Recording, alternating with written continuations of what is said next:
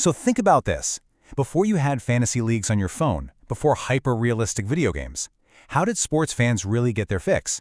Well, we're going to go back to 1975 and look at a tabletop game that made a pretty revolutionary promise to let you stop watching from the stands and actually manage from the dugout. It's the ultimate dream for any sports fan, right? That feeling deep down that if you were in charge, you could set the perfect lineup, you'd make the clutch calls, and you could lead your team to glory. You know the stats, you know the players, you just have that feeling that you could do it better. Well, way back in 1975, a game called APBA Baseball made that its absolute central promise. This wasn't just a game. They pitched it as a real opportunity, a chance to turn that fan dream into a tabletop reality. But how could a game of just cardboard and dice possibly deliver on a promise that big? Well, it all came down to one core, incredibly bold claim they made. And this was their big hook, printed right there in their marketing. They didn't just promise realism. Nope, they went a step further, claiming unbelievable realism. Just think about that confidence for a second. They weren't just saying it felt like baseball. They were claiming it basically was baseball, just simulated right there on your tabletop. And they backed this up by simulating, well, everything. This wasn't just about who won or lost. The game was designed to replicate all the tiny statistical details of every single player. So a hitter like Rod Carew would consistently hit for a high average, but with very little power. Meanwhile, you'd have Mike Schmidt just mashing home runs, exactly like he did in real life. They even built Lou Brock's record-setting 118 stolen bases right into his player card. And all this incredible detail came from the player cards themselves. Each card was basically a complex formula, a kind of statistical DNA profile based on that player's entire real-life season. This is what gave every player, as the brochure puts it, an almost living, breathing personality. You really weren't just moving pieces around, you were managing unique players with their own tendencies. Okay, so how in the world did they pull this off in the 1970s? I mean, there were no computers, no complex algorithms, just dice, charts, and paper. But the engine driving it all was beautifully simple and, from a statistical standpoint, pretty genius. This dice system is the absolute heart of the entire game.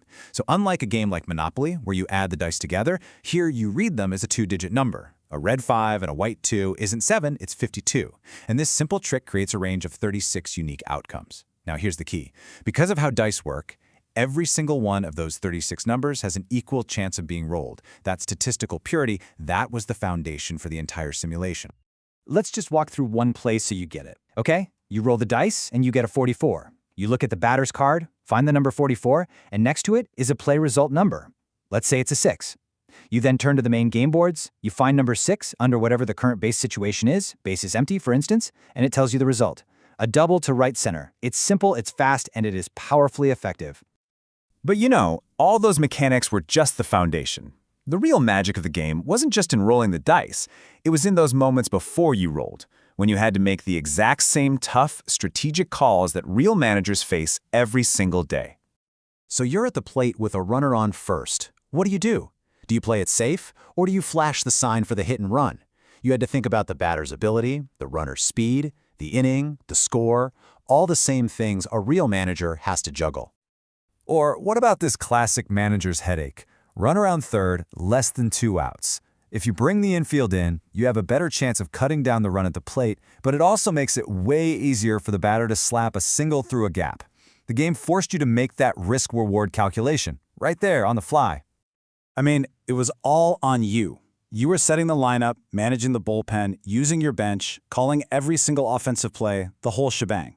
This created a deep, strategic experience that went way beyond just rolling dice and hoping for the best. Your decisions genuinely mattered.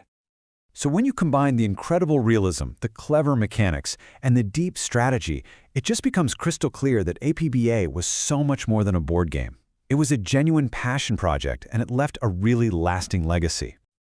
This wasn't some toy that was just rushed to market. The creators spent 2 decades researching and testing to perfect all the statistical formulas and the game boards. It was a serious, almost academic attempt to basically codify the entire sport of baseball into a playable simulation.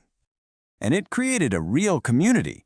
People didn't just play this by themselves. They formed neighborhood leagues, with managers for each team, playing out entire seasons, keeping these detailed stats.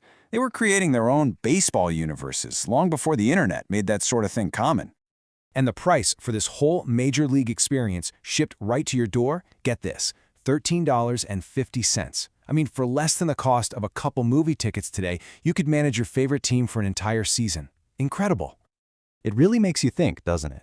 In an era before complex video games, before fantasy sports became this multi-billion-dollar industry, this one game offered a level of statistical depth and managerial control that was just unheard of.